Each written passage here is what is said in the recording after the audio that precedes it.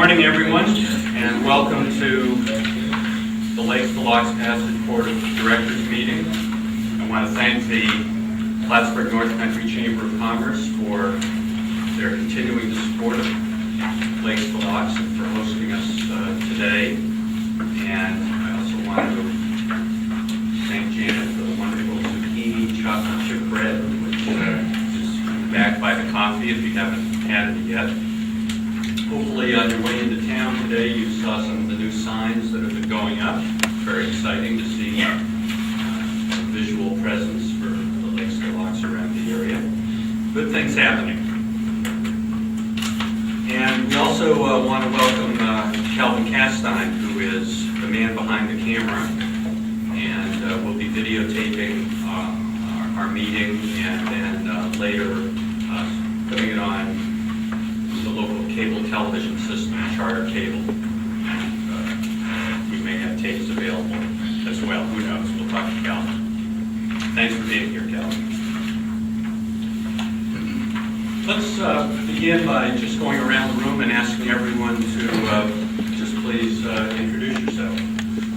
I'm Janet Kennedy, and Director of Lakes to Locks Passage. I'm Peter Reppes, the Executive Director of the Association of Public Broadcasting Stations of New York. I'm Bob Blaze, Mayor of Lake George. Bruce Ferguson from Salem, Washington County, a member of the Washington County Tourism Board. Christina Parker, I'm the chart coordinator. John Kruger, Director of the Kenton Art House. Dave Mull, Whitehall, Washington County, also on the Board of Directors of Canal Board.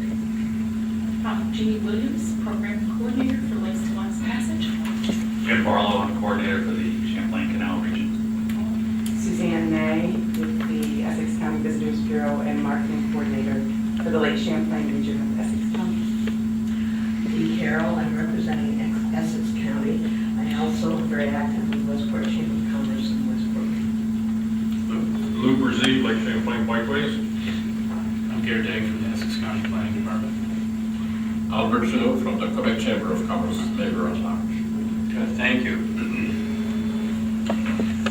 Our next item is to accept the minutes of our previous meeting, which was in April. Hopefully everyone has had a chance to review the minutes.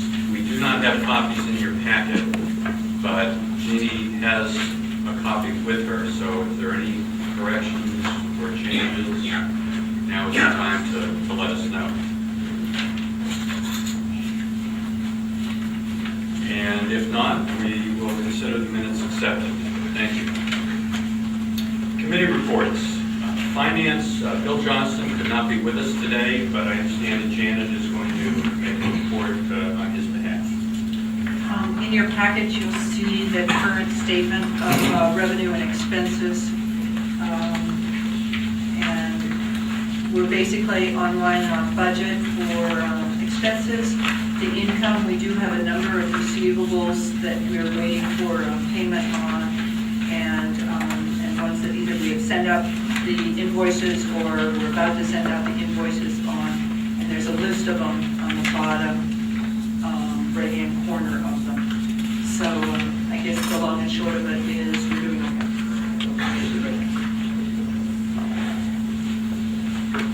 No problems or concerns at this point? Not at this point in time, as long as everybody pays their bills. Does anyone have any questions for Janet about the revenues and expenses?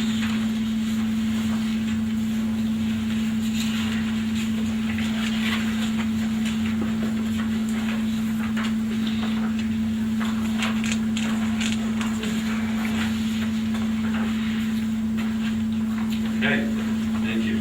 Fundraising. Lou.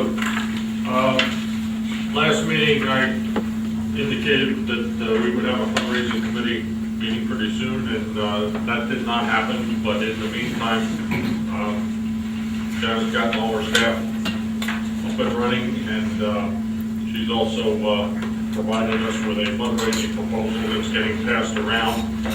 And I guess the best way to describe it is that when we met last spring, we had a pretty good idea as to, or what we thought was a pretty good idea as to how we ought to go about doing this. And with little more thought, a little more time to think about it and so forth. Those plans relative to this proposal have been modified somewhat. The best way to describe it, I think, is to say that we were headed pretty heavily onto the public sector, and those kinds of things have been reduced a little bit, and we now looking, this proposal addresses things in a little bit broader vein. Please feel free to take a look through this at your convenience. I hope to get a meeting together in the early part of August with the committee. So if you have thoughts, comments, concerns, corrections, additions, etc., if you know somebody with a whole lot of money that we don't have on the list, let us know. I think the best way to really summarize what some of the changes were one, a recognition that a lot of the towns really wouldn't have much reason to contribute at the town level, and therefore the towns that we're now talking about are the towns that are going to be the centers of attention as far as the Moodway Guide and the waypoints along the way, and then work the issue with the broader issue with the public sector at the county level. The other thing that's flushed out a little bit more in this plan is working foundations and a little bit broader scope on the commercial sector, as well as some of the associations that are in the area that we're working with on a day-to-day basis, or week to week, whatever you want to call it. Just for clarification, this fundraising proposal is attached to this packet. The title page was Director's Report. Those of you who are trying to find it. Oh, yeah, absolutely. And that I will be... By the way, pardon me, but where are they? Because I didn't see one in the back row across here, so are there any extras? Jeannie, Oh, I got her. and the, I don't have a fundraiser or a director's report. Oh, I'll get one later, don't worry. there's another copy right here. The letters This one to here. the counties and the towns will be going out in the next week or two because they have to be submitted for their budget review. So those ones will be going out right away.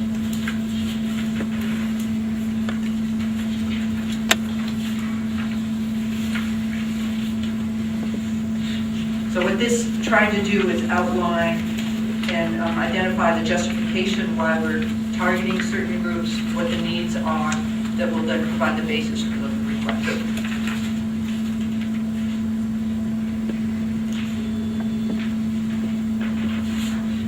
Questions for Lou? Yeah, I didn't necessarily mean, we'd only take input now, so feel free to take it home. Use telephone, email, whatever. Are you expecting to try to find financial contributions from all the various towns along the way, or just the waypoint towns? The waypoint towns at this point. Originally, we were talking about everybody in the area. Pardon me? Lou, I gave you the stack of the fundraising ones when we walked in the door. Yeah, I passed it around to everybody. No, it's the budget and things like that that I didn't have. Yeah. The fundraising proposal. Yeah, I passed. Did everybody get one? Lou did, Howard That's did. okay. That's all right. I saw it Oh, we online. do we, I got extras here. I saw it online. Yeah, so. okay. Yeah, but, you know, the little towns that are way far away from the lake, but are, you know, in the area, we're in the original thoughts that we had when we dropped them out. Are you suggesting a percentage, a dollar amount, or just anything you can, or No, how are you I'm approaching? suggesting a dollar amount. And I forget what it is right now. Are you doing it, Lou, as we talked in the meeting, based on the size of the communities? Did you hear the amount that you're asking for? Well, I think that when we get together with the committee, we ought to make sure that, but my personal thoughts are that if, now that we've got it into this kind of structure, the communities probably ought to be the same unless there's, and then the counties, unless there's a specific reason in Taylor. But I don't think we ought to worry about finding a population and do a head count or anything like that, drive everybody crazy. Well, this is just an observation. I wish you luck, because in our community, I mean, it's a major effort to fund the visitor community center, and to be able to turn around and come up with more money for Lakes to Locks Passage on top of that, I think would be very challenging. And so just be aware that some of the smaller wayside communities are stretched out already. I think we're anticipating that, on the last page, there's an income goal, kind of a chart, and you'll see that right up front, first crack out of the barrel, we're not looking for 100%, not anticipating is a better way of saying it, 100% participation. But the idea would be to plant the seed and let it grow and work. And hey, if the request is $500 and somebody says we can only do 300, that doesn't mean we're going to say we won't take the 300. Okay, well, that's realistic. Good. Trying to be. Okay. Any other questions for Lou? Okay, we'll look forward to that next meeting, Lou. Thank you. Marketing Committee, Dee? Okay.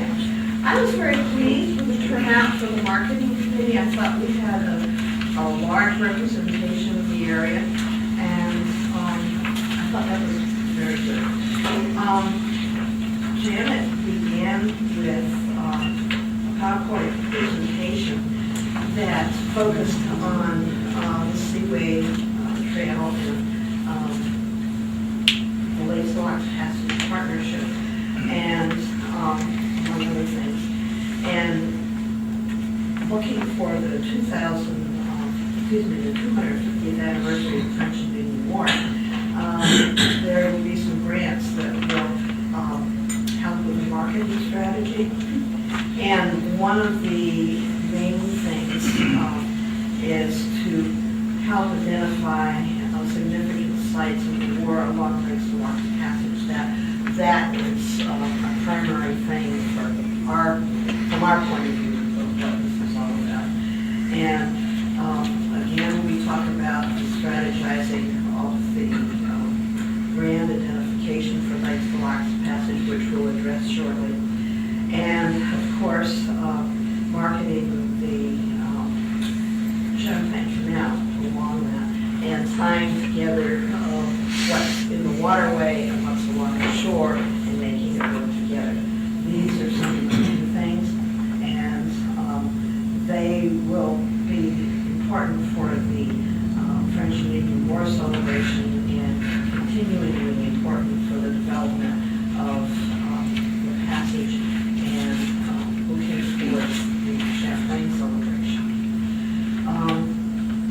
We spent a lot of time talking about how to identify who we are and where we are so that people who have not a clue will understand geographically where to find Lakes to Locks Passage.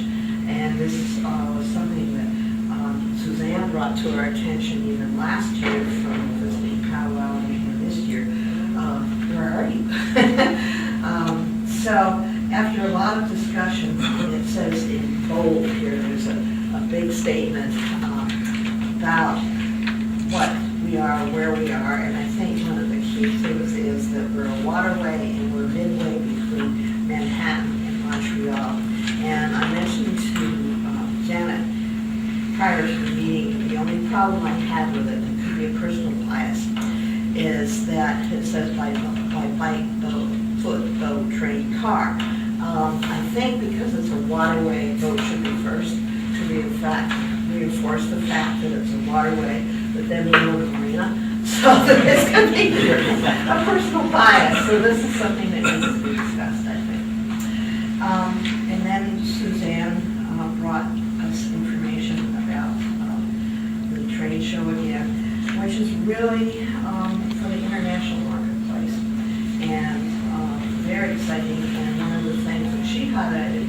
fact that Lake Philon's Passage is a place where people from other countries can experience the real American.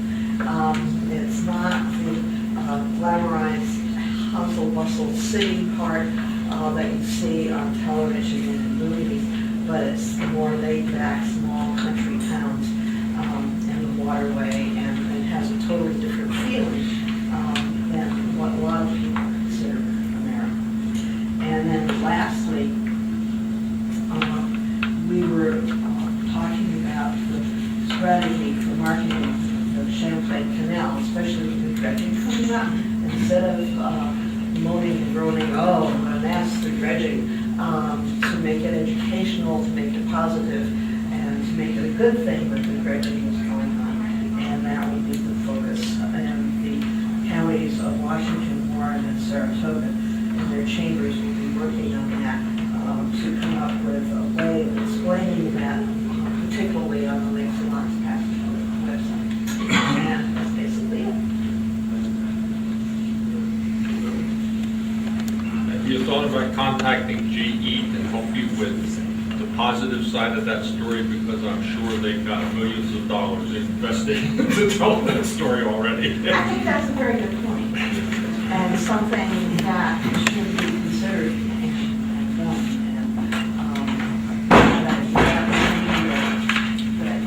Well, Jeannie's having the meeting next week, and I do believe they're all over that. We are, and also Rensselaer County is included in that group as well too, so. Are they involved in where they're depositing what they dredge up? Are there some fields there that this is going to go This is through? in Rensselaer County. Yeah. I think the reason that they're part of this group is that the Champlain Canal actually has a small portion of Rensselaer County that's included in it. So they we're not necessarily addressing dredging issues at this time, but really positive marketing issues as far as the And you might consider looking at Albany County too, because that's not directly in the canal, but just on the other side of it. And I know for a while they were considering a field in Bethlehem, which is in Albany County, to put to dry out the View water. Those issues have been resolved. The drying facilities at Fort Edward, the material that's going to, the governor promised many times, will leave the state, so it's not going to be any deposits anywhere in our area Good. as it stands now. Wow, The actual that's facility is already been sited in Fort Edward. Good, good. But even at that, I mean, Albany has a lot to gain because there's a stepping off point to come up even up the canals. So just bring it up, see what happens. Okay, thanks. Any other questions for me? Dee, thank you very much. Many work. Before we move on to the nominating committee, I want to welcome Laura Moore, who's joined us from Saratoga County. Moore County. Wow, that would be really fun. Good to see you. And nominating, Peter. The terms of, I think in your packets, there's a list of board seats and terms of office and expiration dates. The terms of 5 board seats expire this year, and those are the Clinton County Local Action Committee's appointee, Essex County Local Action Committee appointee, and the Warren and Washington County representatives, as well as the at-large Bikeway seat. In addition, there's an at-large seat that remains vacant. I believe there's approximately 2 years left on that term. The process to fill these seats is moving forward. For example, I believe the Essex County Local Action Committee has already voted to appoint Bill Johnston. I reached out to Lou Brzee and asked if he was interested in continuing in the at-large Bikeways seat, and he's agreed to continue. It also appears to me at this point anyway that we have enough nominees, and there's a good opportunity, I think, to fill not only the seats that expire, but also the at-large seat that's been vacant for a period of time. If I may, I also want to talk to you a little bit about the bylaws as they relate to the board of directors. And I don't have copies of the bylaws, but let me just share this with you. And Article 6, Section 2 of the bylaws reads like, of course I'm reading out of context here, but it states that the nominating committee shall identify other directors in accordance with Section 5C of Article 8. Well, Article 8 is silent as to the selection of the board of directors. It deals with the nomination of officers. Section 5C defines the makeup of the nominating committee, and I wanted to talk a little bit about that also. The nominating committee should be composed, I'm quoting or reading from the actual bylaw, the nominating committee should be composed of a minimum of 3 individuals, including the second vice president, and 2 representatives from 2 different local action committees who are not already serving on the board of directors. As it's currently configured, the nominating committee does not comply with the bylaws. We have a member of the local action committee and 2 members of the board of directors, myself, the second vice president, and Dave Mathis. But I think more importantly, and again, this is my perspective, and I want to share this with the board, that and there may have been a rationale for configuring the nominating committee the way it's spelled out in the bylaws. But it seems to me that it's important to have the nominating committee made up of members of the board of directors and not made up of 1 board of director and representatives from 2 local action committees. And again, this is my personal views. There may have been a rationale for configuring it the way it is in the bylaws. But it seems to me that the board of directors are the most knowledgeable about the activities of the organization and the needs of the board and the organization, and it should be the board of directors who decide who the nominees will be for the board when there are seats open. And further, I think there's the bylaw. We have Warren and White. We have representatives, county representatives on the board, and maybe there should be some language in the bylaws that describes how those individuals are chosen. If you look at the chart that's in your packet, one might ask, for example, look at Clinton County, and you have Howard's the local action committee designee from Clinton County, and then the Clinton County representative is John Kruger. Well, just looking at the chart, one could assume that John was appointed by the county legislature. I know that. So that's my. Maybe the bylaw should include language that spells out where the county representatives come from. That's not probably the most articulate way to put that, but maybe you understand what I'm trying to say. So having said all that, at your direction, I'd be willing to work with Janet and perhaps some others here to try to perhaps refine the bylaws a little bit as they relate to the board of directors and make it a little bit more specific. And I don't know how you feel about the makeup of the nominating committee. Again, that's my personal opinion. There may have been a rationale for configuring it the way it is, with only 1 board member and 2 representatives from My 2 different understanding of charts. that was that it's at a minimum of 3. In other words, the entire board could be involved, but 2 must come from local action committees. Okay. That was my understanding of it when it was originally drafted. I concur with that.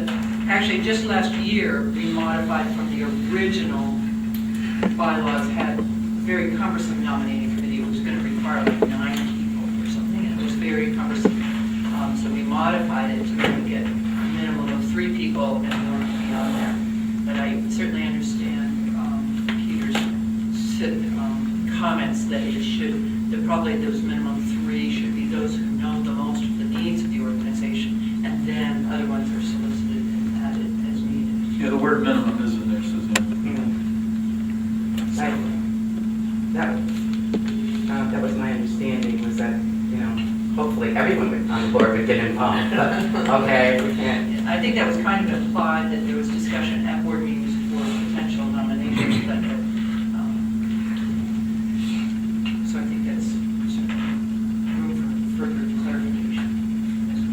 Certainly could use some rewording. But it's very clear that it is vague, as Peter said, there is no direction for how the nominating committee selects these other board nominees outside of the ones that are provided by the local action committee election.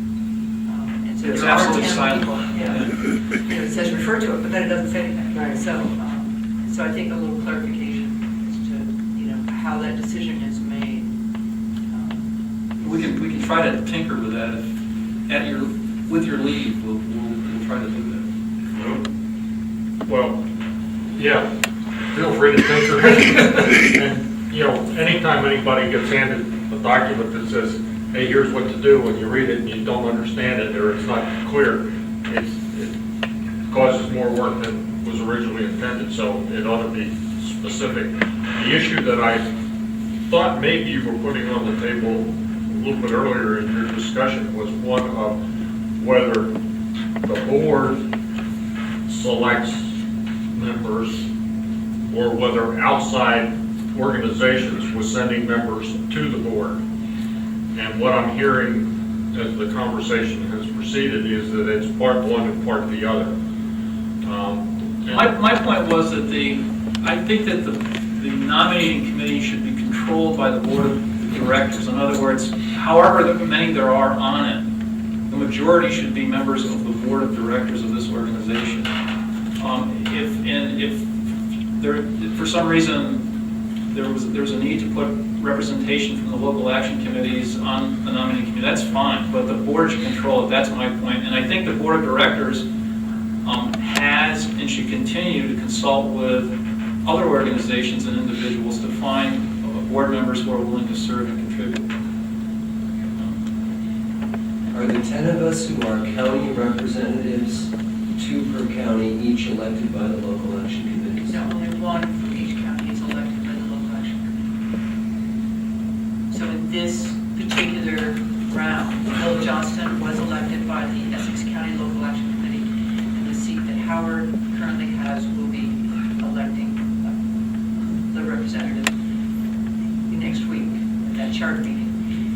Those 2 individuals are submitted to the nominating committee, and the nominating committee accepts those. Okay, but then the other one is up to the nominating committee and the board to flesh out. And what Peter's saying is he needs a little bit more guidance as to how that process should play out.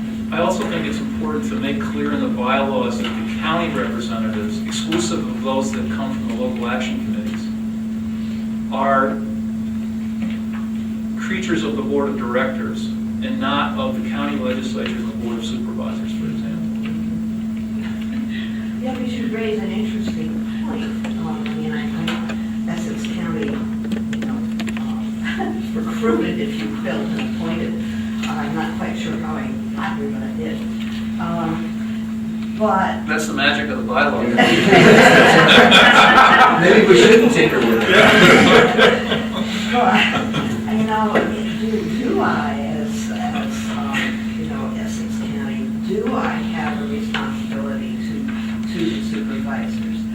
Are we supposed to be making some kind of report? Is that something that should be considered? Well, I think, and I don't mean to interrupt you, but I think the mission of the organization is to work in conjunction with local governments, I think at all levels. And I think that's the mission of the organization, or a primary mission of the organization is community building and working with local governments. And that's happened in an informal manner so far. I know that the chart representatives went to the legislature in Essex County. I've been with Bruce to the Washington County one, the Saratoga, Warren County. I've been to Warren County with Laura and with Kate. So that's happened in sort of an informal manner. So there is some degree of communications, but the nominee here, it implies, the way this is written up right now, that John has to answer the Clinton County Legislature. But actually, I was elected by chart, and I answered to chart. And Howard was elected by chart.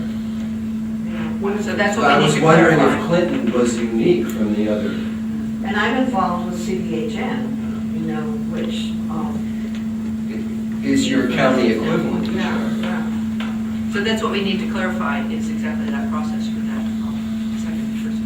And part of the reasoning behind that, I think, was to keep it, geographic distribution, so that not everyone was from Clinton County. The more I hear of this discussion, the more I agree completely with Peter that it needs to be a little bit more specific, just because it's somewhat different than what a normal organization, you pick up and say, okay, we're gonna have 12 people, they're gonna be individually dispersed, and that's it, you know?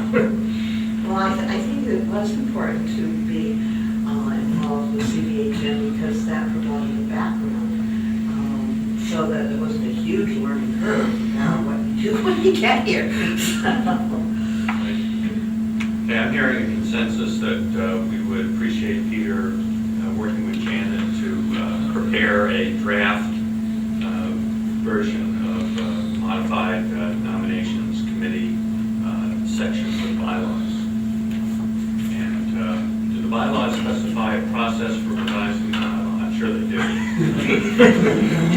You need to rewrite that too. Is there anything we need to know about that? and take Well, we this have on? to draft something, the board reviews it, they have to vote on it. We need a form, that's what I'm sorry, I don't have copies of the sections of the bylaws that I read from, but a lot of this sort of evolved out of me looking at this quickly yesterday and thinking about it. I talked briefly about Janet, so she knew I was going to drop all this on her. We didn't have time to put copies together, so again, that's my fault, not a problem. I think it's good that we're taking a look at it. Okay, thank you, Peter. We'll, so at our next meeting, which is the annual meeting, you may have something for us then. Yes, I'd like to. Okay, and it is also at that meeting that we will have names of, you'll be voting at the next meeting. for new positions. So if you have suggestions for Peter on candidates for the board, please let him know as soon as possible. Great, thank you. Thank you. Yeah, I want to mention, thank you, Hart, for mentioning that. I wanted to offer that to everybody here, that if you do have suggestions, let me know. Great, that completes our committee reports. And our next item is to determine the date location for the annual meeting. Janet, do you have any thoughts on that? Well, actually, we've already established the date and location. Sorry. September 7th will be the date, it's a Thursday, and the location will be at the Lake George Association facilities right there in Lake George? In Lake George, right off of the Northwood. 21. Exit 21. So it's very convenient, they have a nice conference room, and Walt Lender said, oh, you can use our room sometime, and 2 days later I called him up and said, okay, go on. And I'm also hoping that it will also give folks a chance to afterwards have some lunch and maybe have a chance to stroll down and visit the new visitor center in George Village. The mayor's going to talk to folks about that. So, but the agenda is what I think we really wanted to talk about. We have in the past had sort of a featured speaker or discussion point. Do you have any ideas for that? You had at one point mentioned to me perhaps Celine Paquette and the Rock Commission discussion, but I don't know whether anybody has contacted her. That's one idea, but we're open for other suggestions. Just, I thought other board I wanted is Canal New York. Everyone's in the same dilemma, we know what children are in the meeting. I'm just wondering if we can maybe have the two groups meet in the same general area around the same time so we can further, if we wish to, integrate our activities to the point where we don't have redundancy. But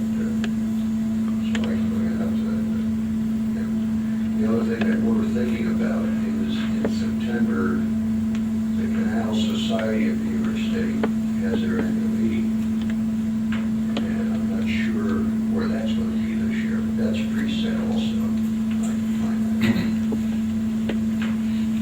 that. Well, along those lines, another agenda topic and speaker might be the Erie Canalway National Heritage Corridor and Frank Dean and I have in my report, and I'll talk about it in a few minutes, about the Canalway network that is being formally organized.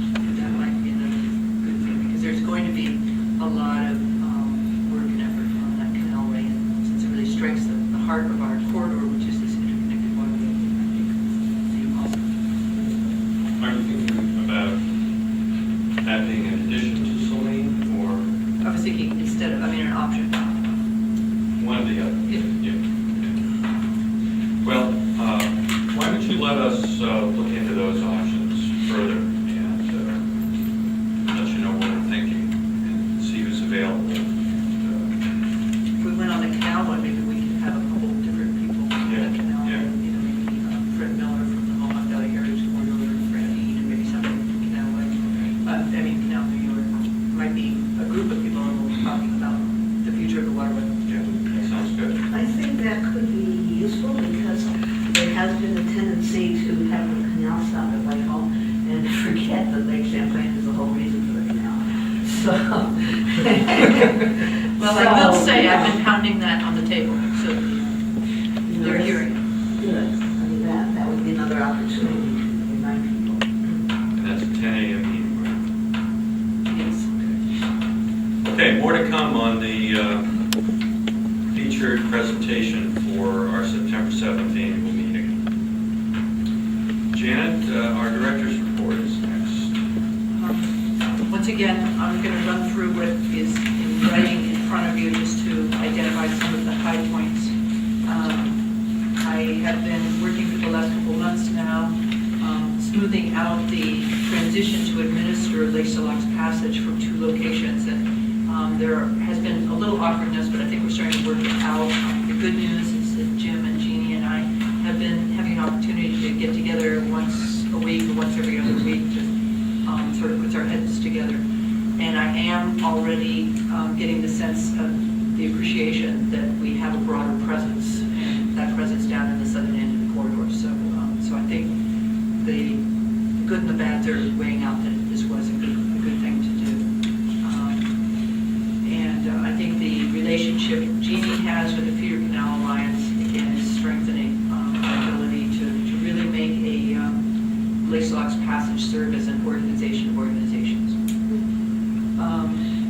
The Lake Champlain Waterfront Revitalization Strategy is continuing to work ahead with the outreach to individual communities. I've been getting some good lists of projects and input for the vision, goals, and objectives.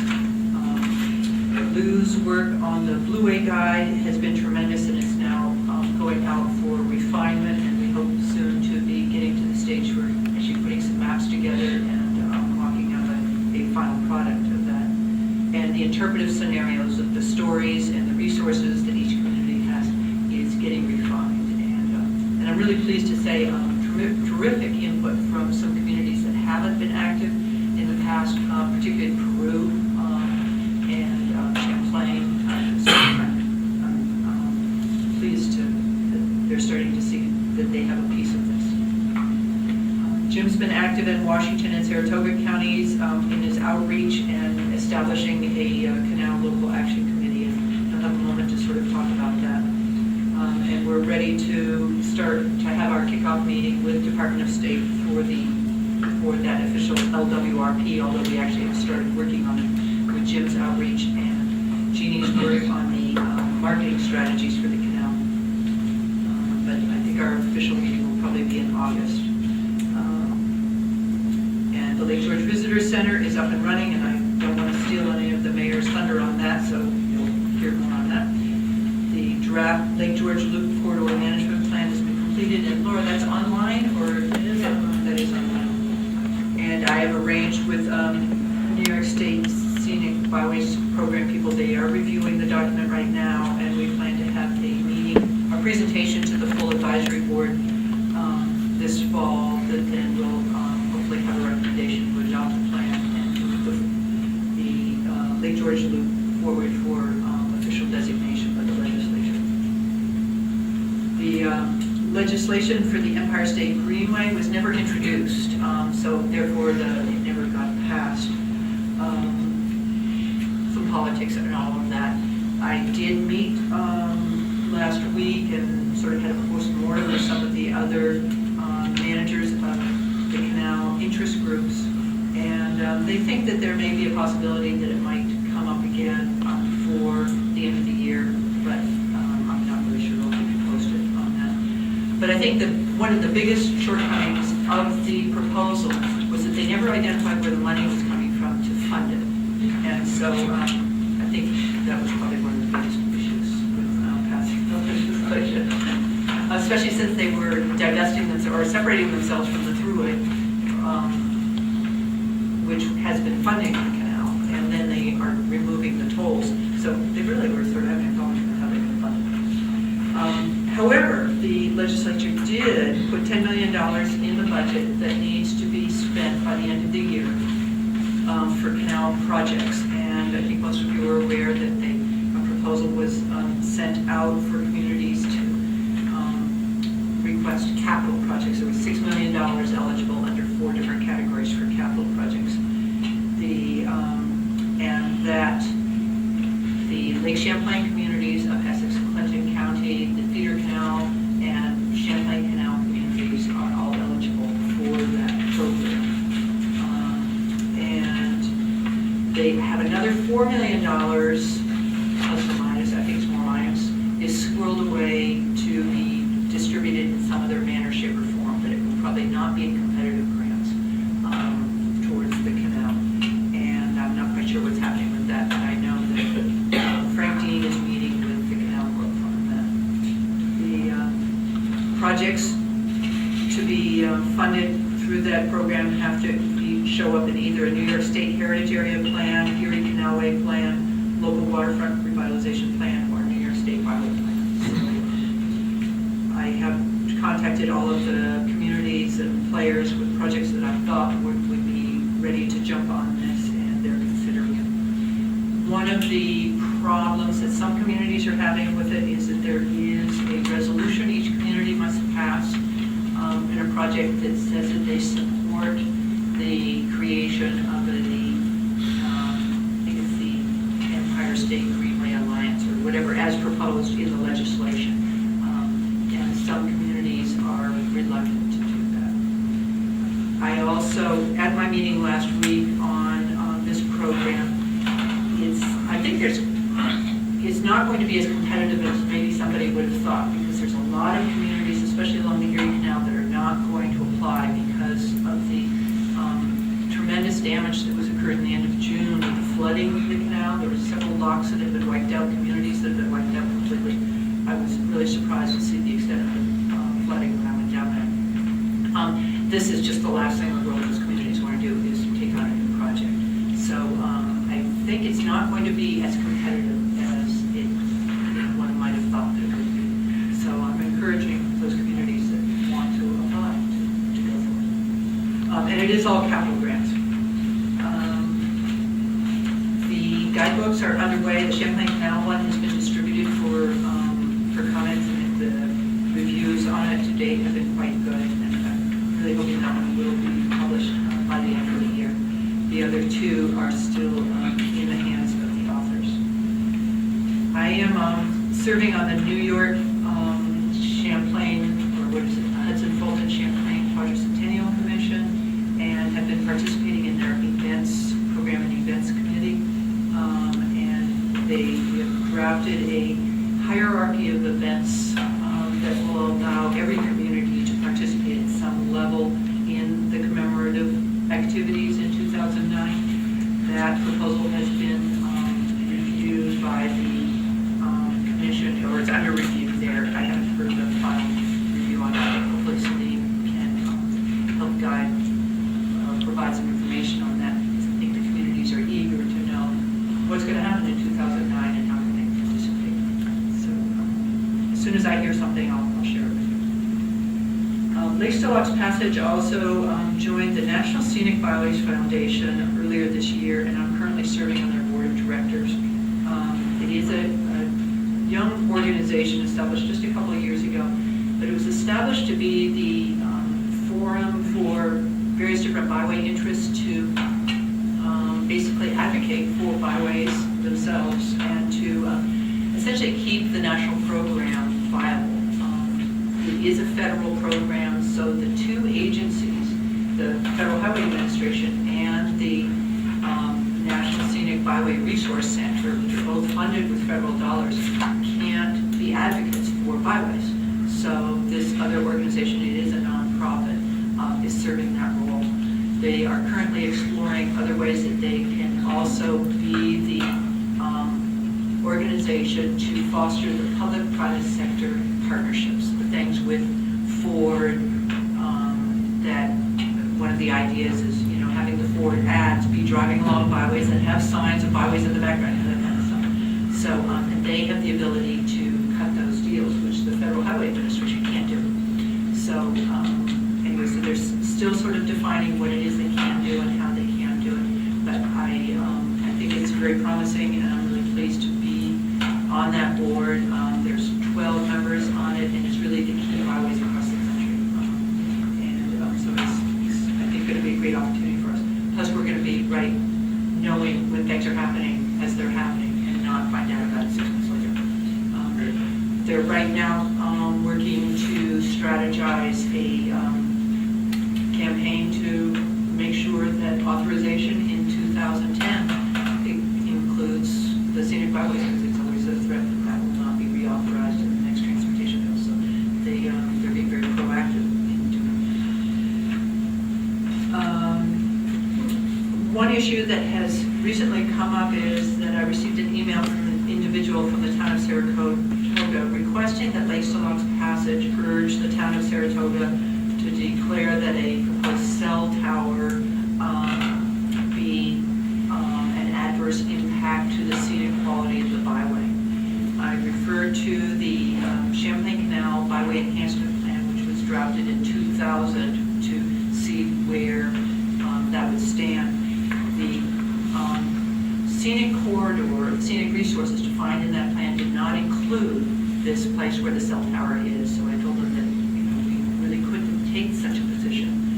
Plus, the byways policy has been that these types of things are, in regard to land use, are really the individual community, and that it's really, we can provide technical assistance if the community wants to identify scenic resources and establish regulations and policies for managing scenic resources. We have the ability to assist them in that, but it's still a local community decision. So that's been our policy in the past, and that is confirmed in the corridor management plan in the Champlain Canal. So I declined writing that letter, and the individual wasn't too wild about that position. And so I suspect this discussion will come up again, particularly to cell and wind towers, as we start updating our corridor management plans, which we'll start doing in the next couple of months. So just to bring the board's attention that continues to be an issue. In fact, it wasn't an issue last time because they really didn't have cell towers and wind towers around. Billboards were the issue, though. Just want to clarify, Janet, this individual was or was not a municipal official of some kind? No, it was not. No, it's a citizen. Private citizen. Correct. Thank you. Who wanted the board to take this position. The board was not taking the position. So I said we did not have the ability to encourage them to do that because there was nothing in our plan to justify it. I think Dee did a great job in updating you on the marketing and promotion things. Just a couple additions to that. Warren County will be hosting the French and Indian War signature event in 2007. And on that, they applied for I Love New York Summer Festival designation. And the unofficial word is that they have received that. The governor hasn't announced it, so we can't put it in print yet, and they can't announce it officially. But they will be that, and they also received the American Bus Association Top 100 events. So there's an opportunity for some great promotion that I know Warren County is going to run with on this French and Indian War campaign. And Jeannie, you want to talk about your activities and your that you've been doing on the press releases? Okay, I've been been writing articles for Boating on the Hudson and beyond. After talking to the editor, he had suggested that we work our way up the Champlain Canal for this season. So we started in Waterford, we kind of clustered cities together. The next stop was Stillwater and McCannville and Schuylerville. We're coming up upriver will be Hudson Falls, Fort Edward, Fort Anne, and Whitehall. And for October, for the October issue, we're going to be covering Lake Champlain, hoping that we can get leaf peepers to come out on their boats to take a look at Lake Champlain. In the winter months, they're considering the idea of continuing northward, that even though boaters won't really be able to continue northward in that area, it will give them the opportunity to learn more about how you can continue northward to Montreal. We have no plans for next spring, but he really liked the series, and he would like to continue to have information continuing from the Champlain Canal. Kind of in conjunction with that, we're also connecting with Canal Alert, and some of the information that I've been doing along those lines. Sorry. I'll be able to continue with the group that is organizing Canal Alert. Canal Alerts are a web-based newsletter that reach out to a number of organizations involved in canals as well as events and activities. I'd like to speak to your October issue. Things sort of come to a halt at Columbus Day on Lake Champlain because it gets cold and the staff has gone away and it's time to haul the boats. I'm a little bit concerned. If people came early, they'd still find services, but it's really the end of the boating season. And I wonder if next year you could start from the north and go south. Probably, if he wants to continue along those lines. I think, if I may interject, I believe that the October issue comes out like the second week in September. Yeah. So it That's does better. Yeah, Yeah, it's so early. there will be some exposure prior to. Because I would hate to have people think, oh, let's go up there. You know, the restaurants won't be open, maybe you'll get gas, maybe nobody will be there on the weekend. You know, and if, depending upon what's written and all that sort of thing, somebody ought to notify the marinas that this is happening. And it's probably good that the article addressed that, saying, be prepared that, after a certain date, maybe services may be limited, but be sure to come in May or whenever it is that it opens, and, so it actually could be a pre-season for next season. Yeah, because, and this year, June was crazy. Middle of June at the earliest, and I just pray we don't have a ton of rain. I think his quest was to make this informational, that it wasn't necessarily because he eliminated all the events. I put in tons and tons of events in each of the cities coming along the way, and he eliminated all the events so that it was very generic. So my guess is that we're just following his predetermined line up the canal, and even though Lake Champlain is at the end, I think it's not the presumption that people are going to necessarily head there as soon as they get the issue in hand, but to have it as a resource. Because I know he said a lot of the people who have found even resources in his magazine have found they call telephone numbers and marinas are no longer there, or they're incorrect telephone numbers, or information that they have is incorrect. So I think it's more informational. Okay. And then when you do get to the lake, Kibbens have a new issue of the Lake Champlain Cruising Guide that covers Lake Champlain and then goes on up into Canada as well. And that would be a good reference source. Thank you.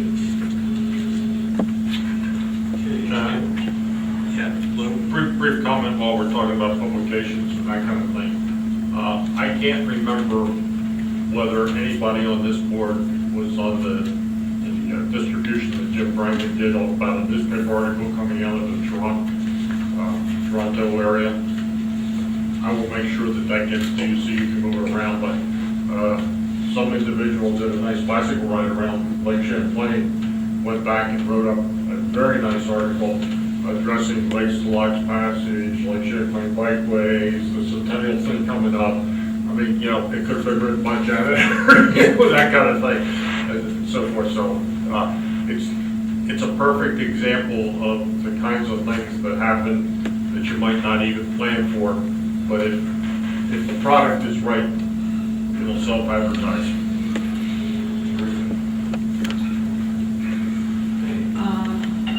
The only other thing I wanted to add in there, and I attached it to this report, is the agreement. This is the informal agreement between the Canalway Network. The Lake Locks Passage, the Mohawk Valley Heritage Area, and the Western Erie Canal Alliance all have cooperative agreements with the Erie Canalway National Heritage Corridor to help implement the goals and objectives of that plan. So Howard signed a contract with the Erie Canalway folks, so that we are now enabled that if they want to send some money our way for us to do something for the canal, they can do that. And the other thing that Frank has done is we had this meeting that I attended a week or so ago, and it was greatly, it really reaffirmed that the only way the Erie Canalway Heritage Area is going to get implemented is breaking it up into sections, because it's just too huge of an area. I think Lake Lots is big, the thing's like really huge. So between the three organizations and the Erie Canalway Heritage Area itself, it really covers well and has the ability to have that outreach to individual communities, tourism interest groups, businesses, that sort of stuff.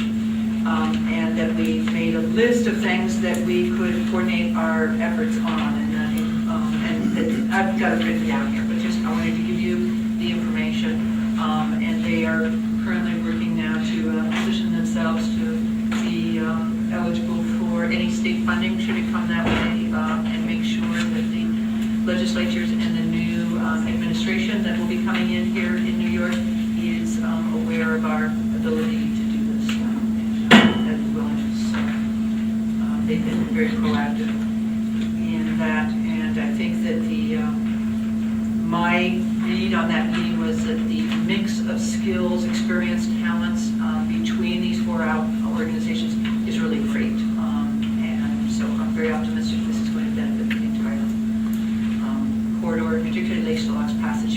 I think we're the most nimble of the four organizations to really be responsive to communities. So keep you posted as that goes.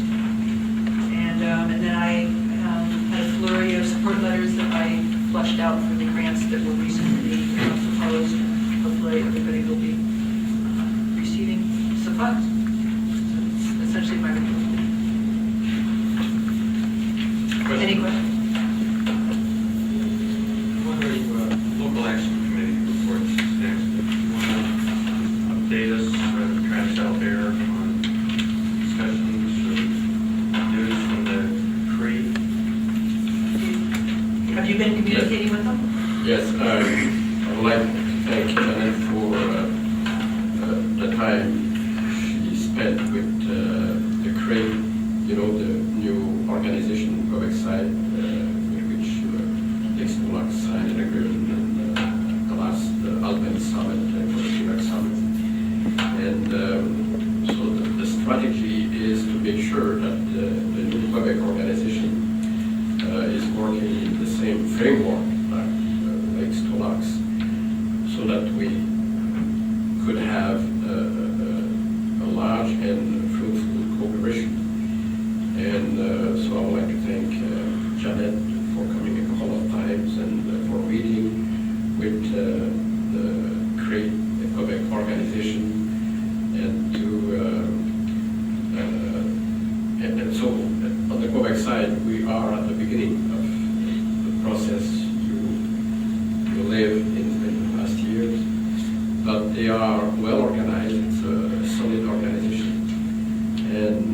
they are at the stage to hire a permanent person that will be in charge of the relation with Lakes to Lacs Passage. And the second part of the strategy is to take advantage of the 400th anniversary activities to collaborate and to develop a cooperation, New York, Quebec cooperation on very tangible things.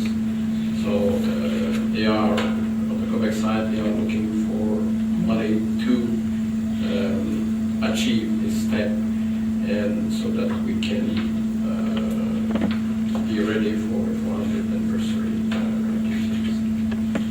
Would you like to add something? The only little addition to that is I was contacted by a young woman who is an intern, I believe, for the Parks Canada, I believe it was, but maybe it was for the Cree, who wanted information about Lakes to Logs Passage and the governmental structure, because they do not have a comparable heritage area, heritage corridor, byway program in Quebec to sort of fit their structure, and they have to invent this completely from scratch. And this young woman is from France, I believe, and is an intern for the summer, so she's pulling together sort of the structure that they can mold into. So they're moving along. I read that you made a presentation at the conference for the Soulanges Canal. It was in Valleyfield, I think. Yes. In Valleyfield, yeah. Yes. And I don't know if the members are aware, but Canal Soulanges is a key point in the whole Erie Canal, Champlain, and Quebec, St. Lawrence, and Ontario Lake network. So if you are looking at this map, so the complete cross-border, if I may say, network will continue here on the Quebec side of the Richelieu River, back to Montreal, continue to the Ontario Lake here. So the project is to have a real cross-border international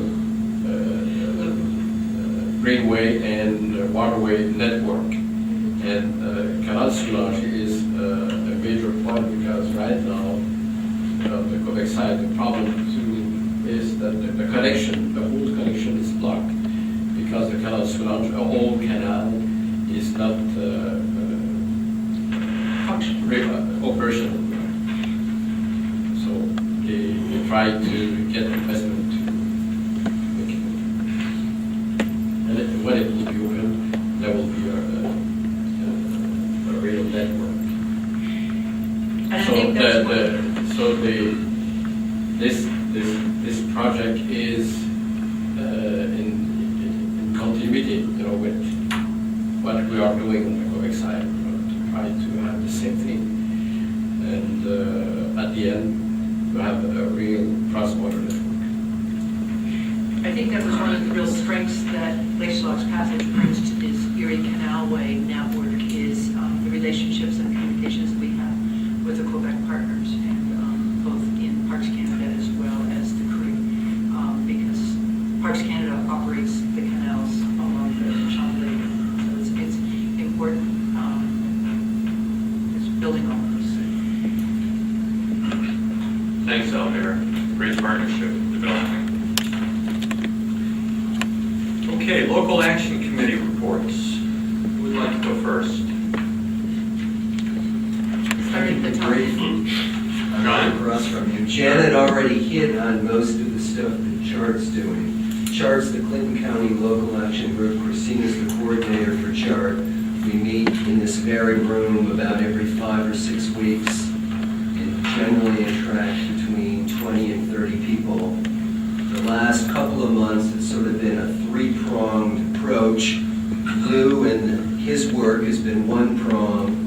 Janet and the 2-county waterfront revitalization plan has been a second prong. And Field Horn, the northern bays of Lake Champlain, northern islands and bays of Lake Champlain, is the third prong. we're going to branch out a little bit at next week's meeting. Celine Paquette, who's already been mentioned a number of times in this meeting, she's the vice chair of the New York Quadricentennial Commission, will come, she'll do a presentation. I think her hopes are to enlist Chart and then move down and talk to Dee and Dee's group and enlist them in making a great success of the quadricentennial celebration in this area. So I think it's an opportunity to further engage Lakes to Locks in some really good things. And that's the Clinton County report. Is there an Essex County report? Oh. Well, you live in Essex County too. The Champlain Valley Heritage Network just printed the latest edition, complete with 911 road changes of the Lake Champlain region map guide of Essex County, New York.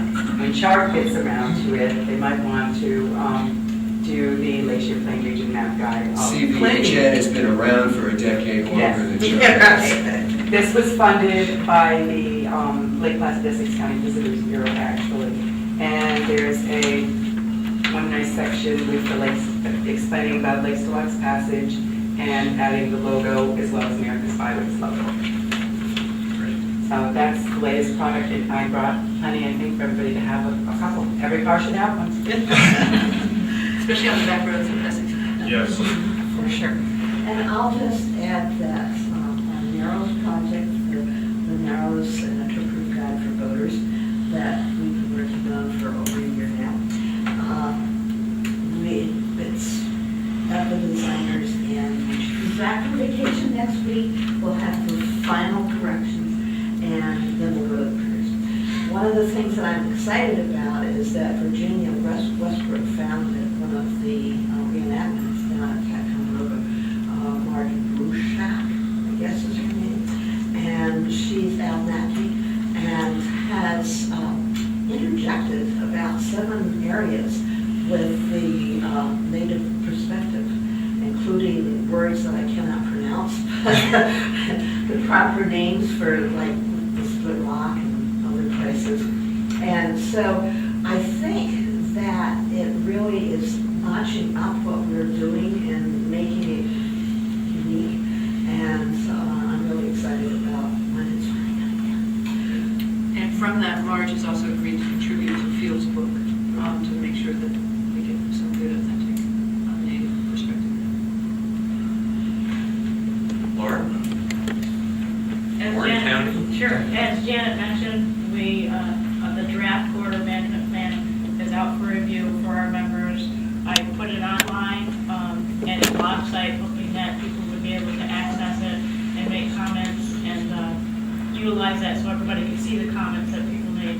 However, that didn't function very well, so it is now back on the county website, so people still can access it online. I did print out some hard copies if people wanted to take a look at them. I do have a meeting scheduled for next week, which is to be exciting. I reserved a room at the Great Estate Lodge for those people that didn't make the grand tour when it was opening. They're eligible to come to this meeting and prior to the meetings to take the tour of the Great Estate Lodge, which is the new indoor waterfront. Other things that are happening in Warren County that I think the group should be aware of is the byway program that ANCA has their hold on. The Central Adirondack Trail was recently designated.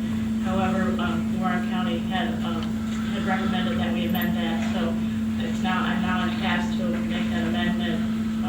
The route now would go through the community of Johnsburg, Chester, Horkin, and Hague, and connect to Lakes to Locks, because Lakes to Locks is a stronger byway than Central Adirondack Trail, so we want everything sort of connect to Lakes to Locks.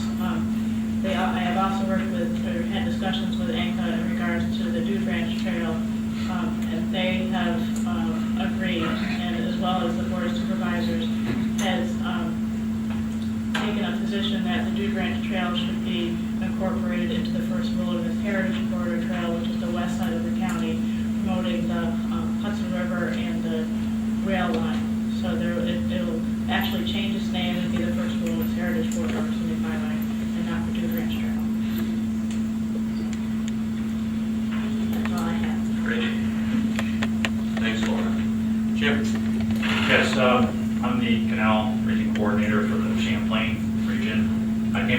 end of March, and right away, the top priority was to promote a more active presence of Lakes to Locks Passage down in the southern area, in the Champlain Canal region, which comprises communities of Washington and Saratoga counties. And I've done this basically in 3 ways. The first was to develop and refine a contact list of folks who have demonstrated interest in the type of work that Lakes to Locks Passage is involved in, to include elected officials, tourism site directors, business owners, Chamber of Commerce folks, and surprisingly, there's a number of just private citizens who are interested in what's going on in their communities. So I developed a list of over 170 people from these communities, of which about 120 have email addresses. So we're using the power of email to get the word out with what's going on. And I found that this has been effective. We've sent out information about educational and training opportunities as well as grant opportunities. And of course, everybody doesn't respond back saying, hey, thanks for sending it out. But you know, if 1 or 2 people send you something, then maybe it is affecting positively more people. And in the case of most recently, the Erie Canal Greenway Grant Program, the one city down Saratoga County wasn't aware of it at all. So as a result of our reaching out to them, they're now going to hopefully apply and benefit from this. So again, this is part of what we're trying to do. We also announced our first local action committee meeting by way of email, and also are distributing minutes to those who can't make the meetings. So we're finding that using email is a very effective tool. The second way was we did have our first Canal Local Action Committee meeting on June 1st. We had it in Schuylerville. We had about 23 people there, in addition to 3 Lakes to Locks Passage people. We thought that was a pretty good turnout for the first meeting, and it was great that it was about equally divided between Washington County and Saratoga County people. It wasn't just a case of everybody just locally coming to the meeting. We had good representation from Washington County. Janet spoke there, mentioned the LWRP. Frank Dean came from the Erie Canal National Heritage Corridor and spoke. We went over the guidebooks that Terry Colleen was doing on the Champlain Canal, and the gentleman's name was Paul Hancock, was doing it on Slate Valley.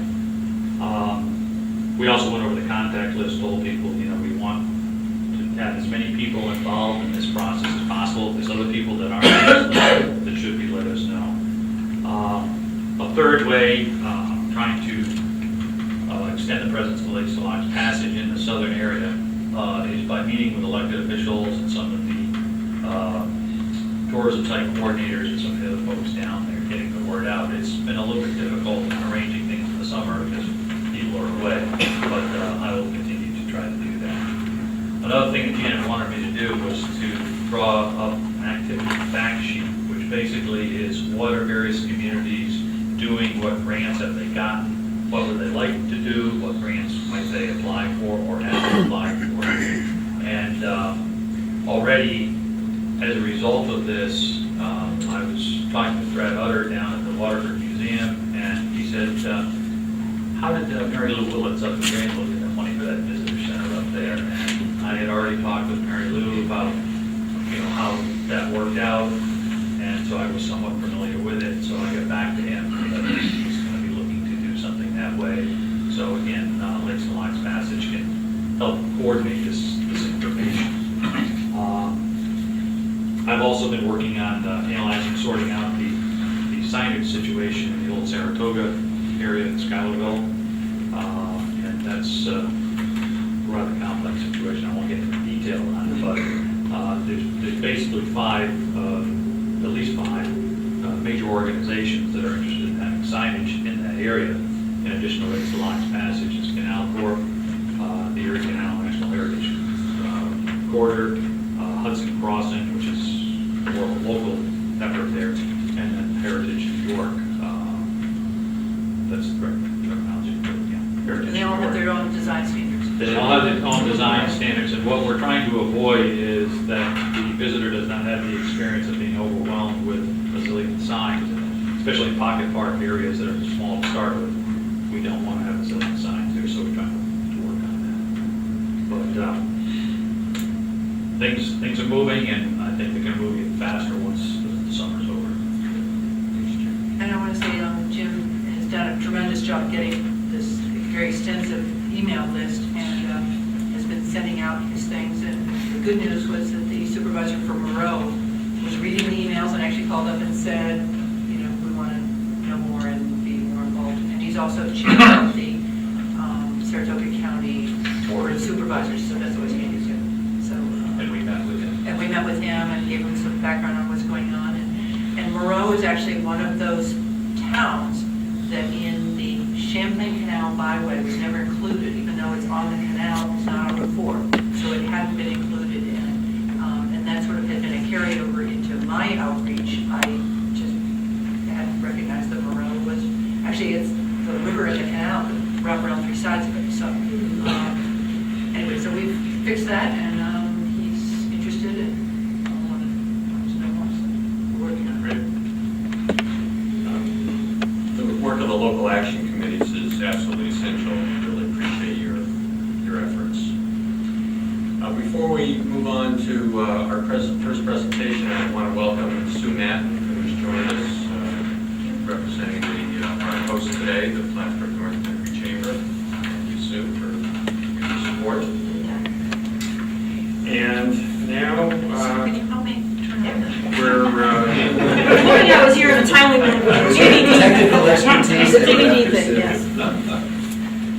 Mayor Blaze, we're going to turn it over to you for your presentation on the visitor center. Thank you for having some technical expertise here. I'm not one, but I can tell you, if you turn it on, it'll just stay there, okay, fine, and then we'll have to push play. It's a 10-minute video of the opening of our, there's no Just hit stuff. no sound yet. Okay, that's why I didn't hear you. Yeah, and we just have to push play to move it forward.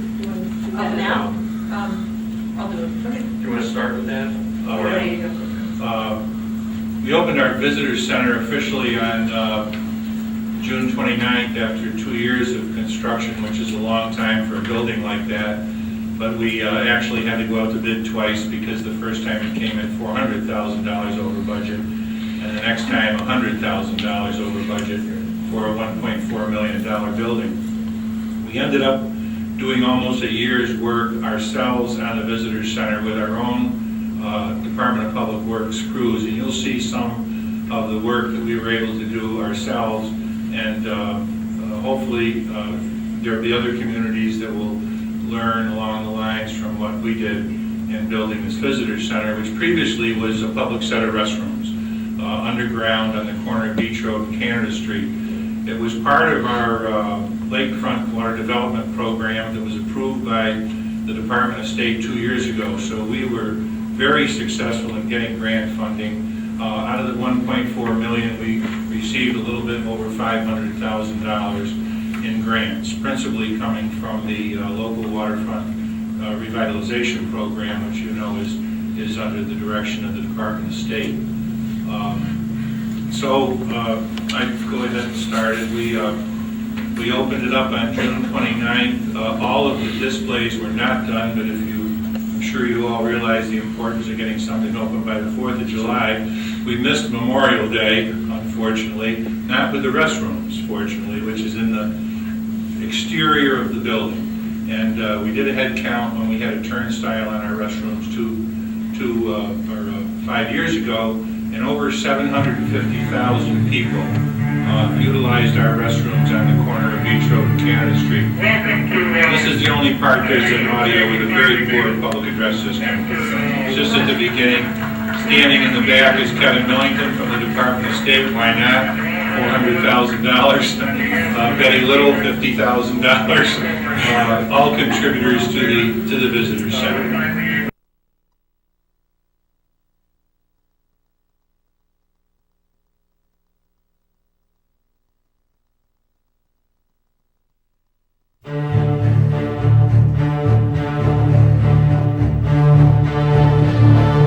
welcome to, I should say we finally made it.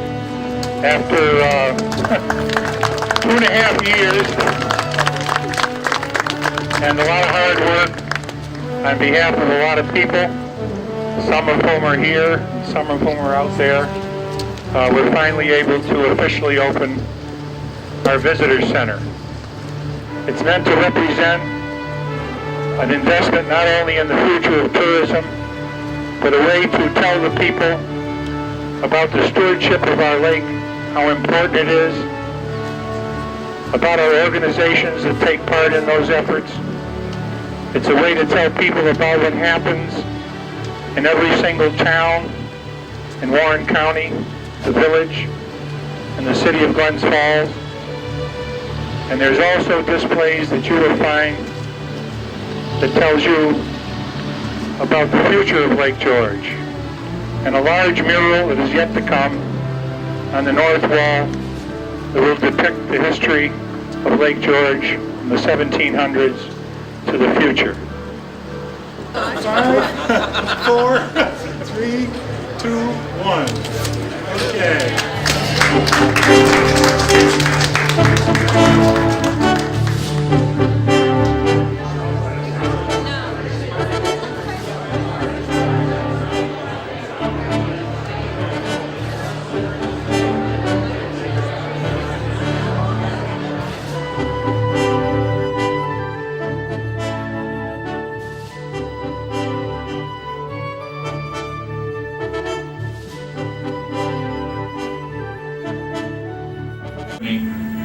This is a quick view going through that building. That's a presentation put on. This starts in the front, back of the area where people can walk up the outside window and get information. This is the Warren County display where every single town, village, and city, and this was all created by Janet and Virginia in a contract that we had with the Lakes to Locks Passage people, giving a little bit of the history of each community in Warren County, some of the activities that go on there, and enticing them, of course, to visit those communities.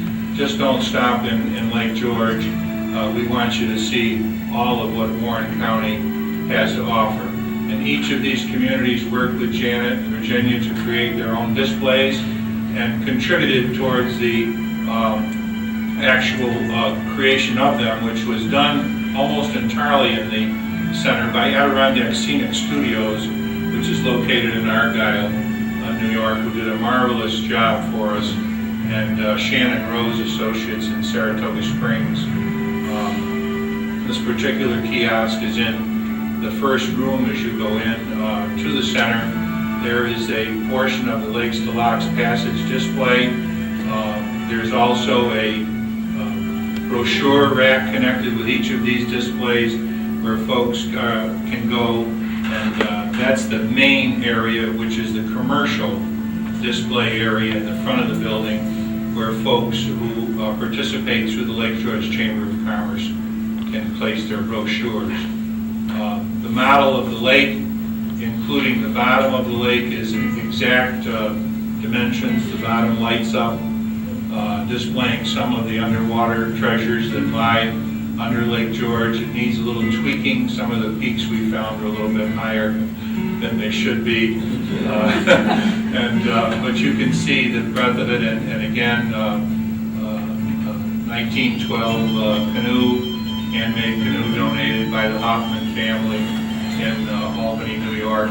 Warren County Historical Society, featuring all of the historical museums in Warren County, where they are, and a little bit about them.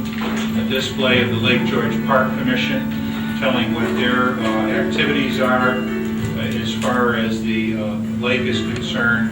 And each of these displays were paid for by the folks that sponsored them. That's Thomas Jefferson's letter to his daughter on one wall. 5-minute display of every single activity, event that takes place in Lake George and Warren County, repeating itself every 5 minutes, so folks get an idea of what there is to see. Some of the special events that take place in the area, such as the Winter Festival. gives them a little opportunity to hopefully come back and want to see some of these. No audio with that one. That's the other side of the wall where Bateau Below, again, gives you an underwater tour of Lake George, of all the sunken bateaus, where they are, and that has audio attached to it so folks know when they're coming. Lake George Watershed Conference has a display, and you'll see the racks that are right below there. This is in a room sponsored by the Lake George Association and is dedicated to letting people know how important the lake is to us, stewardship, an interactive display where you move the buttons and you create your Lake George, Lake Champlain basin. And their main display, which is not completed, will have 2 interactive computers where people will be able to walk up to the computer and build a house from start to finish, depending upon what choices they make in building that home. There is a display of the lake above it, which will this is it. The center panel in the middle will be a display of water in the lake, which will turn the lake water quality, will increase the water quality to good or bad, whether they chose to pave their driveway and don't do the right things, or not to pave their driveway. Rather intricate thing, so it's not done yet, and hasn't been put in. It's something yet that is coming. All the front of the building, the painting, the exterior was done by our Department of Public Works. Those are the windows on the street where folks can walk up and get information without ever going inside the building. However, there is a display inside. To the right is the 3 sets of public restrooms, so we never have to close one side anymore. When we're cleaning one side, we can turn the middle one into whatever, just making sure everyone's out before we make that switch. This is a rock dedicated to the walkway in the lakefront park, and around this rock and back of it, there's a garden that was created by our landscaping crew that has every single plant in it that's found in the Adirondacks. They've all identified, we're pumping water out of the lake over rocks in the back, so it's actually created, which you can see a little bit of here, a mountain stream inside that enclosure. There's a little pool there, and it recirculates itself underneath the pavement as people go around. This is part of that planting in the rear of the building. There's where you can just barely see the rocks in the background that create the pool with all the various displays of flowers, and the Minnehaha, of course, passing in the back where there's a parapet that people can oversee the lake and get a good view all the way up. I left it up to the photographer whether he wanted to show the inside of the restrooms or not. Thankfully, he showed that too. They're really quite different than the old ones that we had, which we needed new restroom facilities in any resort town on the main street. Extremely useful. We expect, we've had in the first, since June, we've had over 32,000 people go through the visitor center, with a little less than 10,000 asking for information from our 3 ladies that we have inside that opening door on the front end. This sign was made by one of our employees in our wood shop. It's all hand carved, and I don't have to tell you what that would have cost, what the contractor was going to charge us for making such a sign, which we chose to do ourselves. So that's it, Janet. That's just a long shot of the sign. I appreciate very much, and I welcome all of you to, when you come to Lake George, to stop in and see it. Hopefully all the displays will be completed, but it's going to be a great showcase for Lakes to Locks Passage.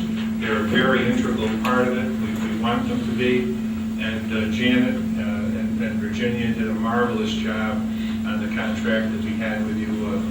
They all came in under schedule, and it's just important that we let people know when they get to the end of Lake George, there's so much more to see in our region than just looking up that lake, and that's what this center is designed to get them to do, hopefully. Stay longer, come back again because you haven't seen it all. Thank you very much. I just want to add, I was really impressed going there. I mean, I was involved in the whole thing as it was coming together, seeing it all there. It was really impressive. Some of you might have noticed in one of the pans on the outside, there were some big windows. Those windows look in at Lake Schlocks Passage. So if you're walking down the street, that's what you see. So actually, that was pretty cool. But it really is a good example for those of you who have been following and are aware of our visitor information and interpretation plan. We set out sort of a hierarchy of how information would be distributed. We identified a number of communities that serve as gateway communities. Lake George was one of them, and I remember writing the support letter, I believe in 2000, that helped me get this going, directly linked to that interpretive plan that at the time, I know the ink was dry on it, but it really shows that these gateways, that the other ones that we've identified, one in Schuylerville, one in Crown Point, and one here in Plattsburgh, will be the venue to sort of distribute, and there's one in Whitehall also. I think it needs to be beefed up a little bit, the one that the canal building built, but I think this is a good model for these other gateway visitor centers to see how they could serve the community, the region as a whole, and then send you out to the smaller communities. And then the smaller communities will then have either a heritage center or kiosks or whatever, then to get people to the actual sites and stuff. So there is sort of a hierarchy of how information is being distributed. I know Dee's very involved in Westport in their heritage center, and there's a number of other ones here who are coming along. Yes, we're having our grand opening on August 12th to open the center. And like you, we are using some volunteer labor to get it cleaned, painted, et cetera. And that's how it happens. So I think it's a great model for the other gateway centers that are going. And I was particularly impressed with the sort of tasteful, unified presentation of information. It would have been really easy for this center to have just been jumped over with a bunch of clashing advertising. There's so much commercialization in Lake George that could have just flowed right into the building. And I want to commend the mayor for having the leadership and the ability to herd these cats to have it come across that it doesn't overwhelm you. I mean, you welcome getting information. It really is really good.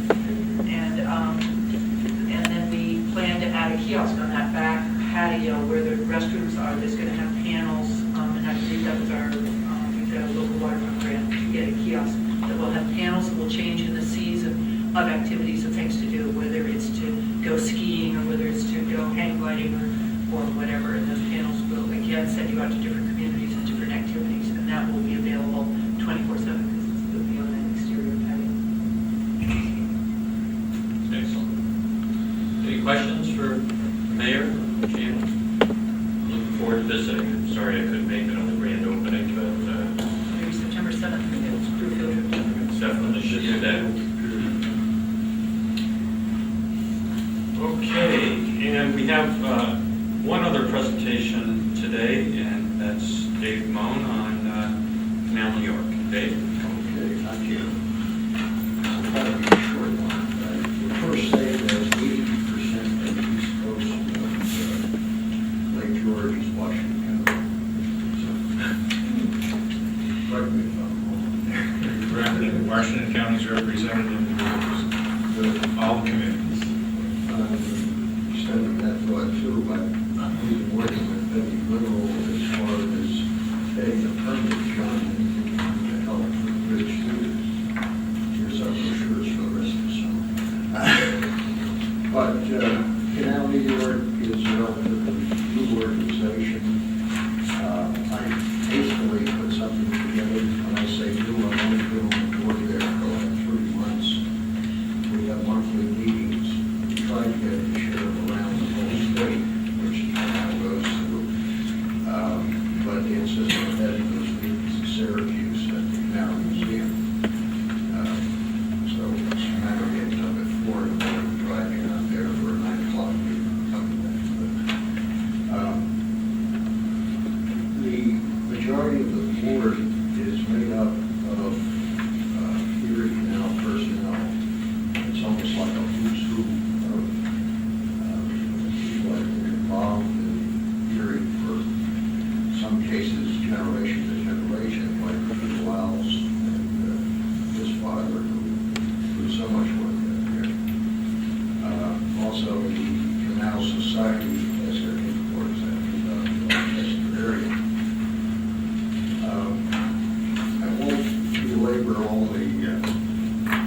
details that are in this draft. We're there really as an organization for stakeholders of the business sense that will help in the tourism market, the legislative and business collaborations. What you see here is really a draft of what Peter Wiles has put together to solicit more membership. We are a membership organization.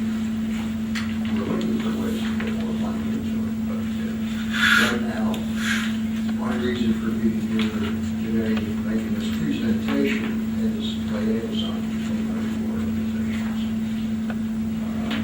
And towards those ends, about a month or so ago, Jenna supplied me with information which we sent out to the entire board of canal report, so they knew about what we're about.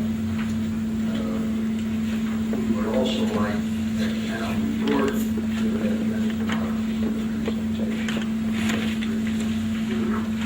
And it would be ideal around this time we're talking about for our annual meeting to bring things together for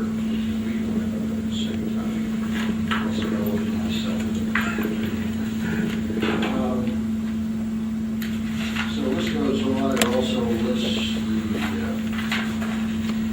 board of directors, a short bio on each one, instead of saying the administration. We also have a page in here of contact information, emails, addresses, telephone numbers, membership applications. We have a copy of our bylaws in there. Again, it might be something where we have something at Place to Watch, which was something to offer them, and vice versa. But I'm sure now we were welcome any comments that anyone would have along those lines. Okay. As far as the canal activities themselves, there are continued grants available, event programs, and one of the event programs I put in an example is Canal Splash.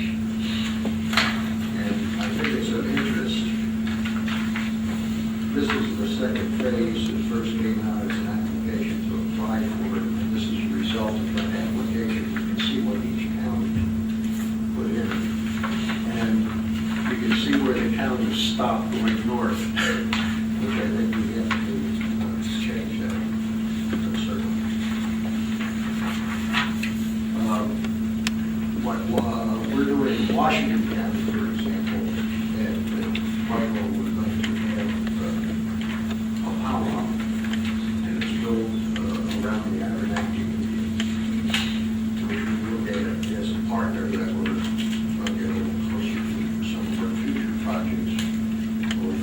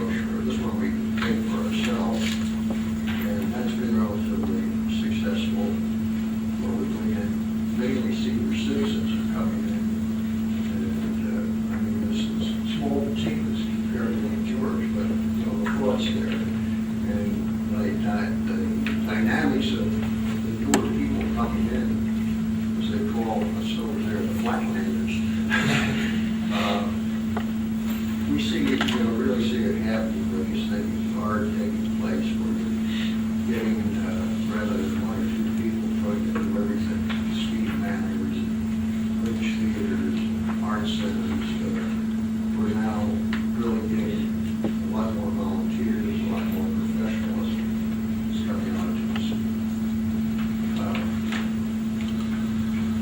The other grants, I think, that Janet had mentioned, there's something like $8 million that I just got a notice of. We're getting some capital projects, so we don't take advantage of that. And that takes in almost all the canal communities. And you elaborated on that more than I did. But that's basically it. We look forward to any inputs. There are some influential people that are involved here that have connections with the canal corporation. We work with them quite a lot. Last thing I would add, as we talk right now, there's a team of people which we just got, this all happened within the last 5 or 6 days. And we got in the picture mainly because one of the other hats I wear is Blue Heron boats. Long story short, they came to us because of the problems in the Erie Canal being shut. They had a team of professionals, doctors, lawyers, whatever. We're going to swim as a fundraiser from Utica River to Albany. That changed with the closing of the canal and the fact they couldn't get their escort boat out of there to now the Champlain Canal, starting this morning at about sunrise. I hope they got there last night. From Crown Point all the way down, right by your office. They hope to get into Albany Sunday afternoon about 3 or 4 o'clock again. But Blue Heron in this case don't even know. Basically, we have our business up for sale. We did it mainly for the promotion of the whole system. Anyhow, that's all I have. Thank you, Dave. Questions for Dave?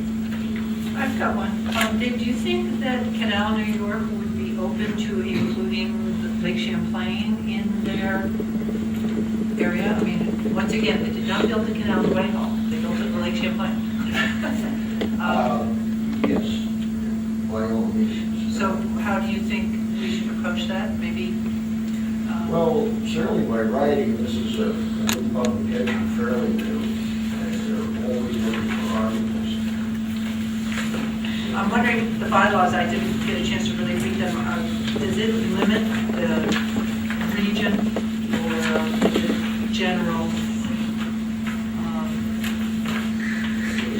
I guess, you don't have to answer the question, but I just wanted to plant the seed on behalf of Dee and her friends on the Champlain. I would think they might want to be involved in this. Sure. But I think this is a formal motivation, I'm not quite sure, but they're always looking for articles. In fact, I think it's Mr. Lyon. He's on our board, who actually is the editor-in-chief of this. You've already got the title of your article. The canal wasn't built to Whitehall. Hello? Well, Dee and now John has brought up the Lake Champlain to the canal thing, but the fact of the matter is that we had the discussion earlier about the loop around and so forth, and I'm not saying organizationally, you know, the complications of adding the Quebec part of the loop might be difficult, but as far as articles in your paper and that kind of thing, to me, would be just another way of expanding the whole idea and promoting state loop and all that sort of thing. I think this is a good starting point. Get an article from every portion of that loop. Yeah. Getting an organization started, the last thing you need is a bunch of advice on how to make your plate a whole lot bigger, but Well, I'm impressed that those folks are swimming because 25 years ago, you would no way swim in that canal.